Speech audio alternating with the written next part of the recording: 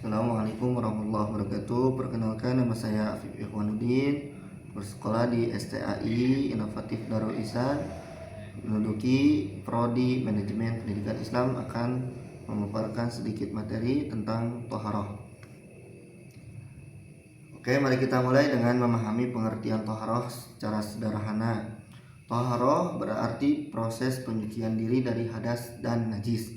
Tujuannya adalah memastikan bahwa ibadah itu, khususnya sholat, dapat dilakukan dengan sah dan diterima oleh Allah Subhanahu wa Ta'ala. Untuk mendukung pemahaman ini, ada dalil dari Al-Quran yang disebutkan dalam Al-Quran. Allah Subhanahu wa Ta'ala berfirman dalam Quran surah Al-Baqarah ayat 222 yang berbunyi, A'udzubillahi minasyaitonirrajim. Bismillahirrahmanirrahim.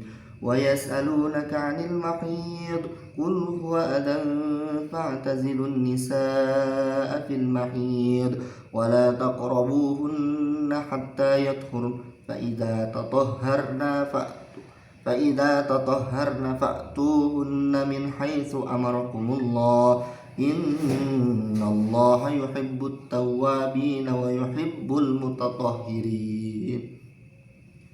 Sesungguhnya Allah menyukai orang-orang yang bertaubat dan menyukai orang-orang yang mensucikan diri. Dari sini kita bisa melihat betapa bahwasannya Allah itu menghargai nilai dari kebersihan dan kesucian dalam kehidupan umat manusia.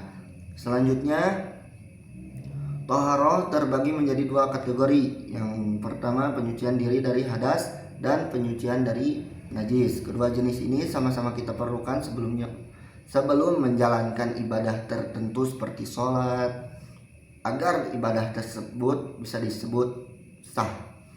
Oke. Seterusnya di sisi lain penyucian dari najis melibatkan pembersihan najis yang menempel pada tubuh atau pakaian seperti tempat sholat. Jika najis masih tersisa atau sholat tidak akan dianggap sah. Nah, najis sendiri diklarifikasikan menjadi 3 tingkatan. Yang pertama ringan yang disebut mukhaffafah, yang kedua sedang atau biasa disebut mutawassithah, atau yang terakhir itu berat atau yang biasa disebut dengan mughaladhah. Setiap tingkatan memiliki metode pembersihan yang berbeda-beda. Untuk melakukan penyucian diri, kita menggunakan alat-alat seperti air yang suci dan menyucikan. Jika tidak tersedia atau tidak bisa digunakan, kita bisa beralih ke tayamum dengan tanah. Ada beberapa hikmah di balik praktik toharoh ini. Pertama,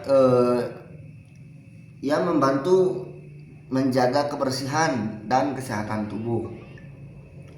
Yang kedua itu, toharoh membiasakan kita untuk hidup dengan disiplin dan teratur. Terakhir, hal ini menyempurnakan ibadah kita kepada Allah Subhanahu wa Ta'ala. Untuk sebagian kesimpulan, toharoh merupakan fondasi utama agar ibadah kita sah. Oleh sebab itu, sebagai umat muslimin dan muslimat, kita perlu terus menjunjung tinggi prinsip kebersihan kesucian dalam rutinitas harian. Sekian materi yang bisa saya sampaikan. Apabila ada kesalahan, mohon dikoreksi karena saya masih tahap pembelajaran. Billahi taufiq wal hidayah. Assalamualaikum warahmatullahi wabarakatuh. Send you a bouquet, saying it's a mistake. Drink my troubles away, one more glass of champagne, and you know I'm the first to say that I'm not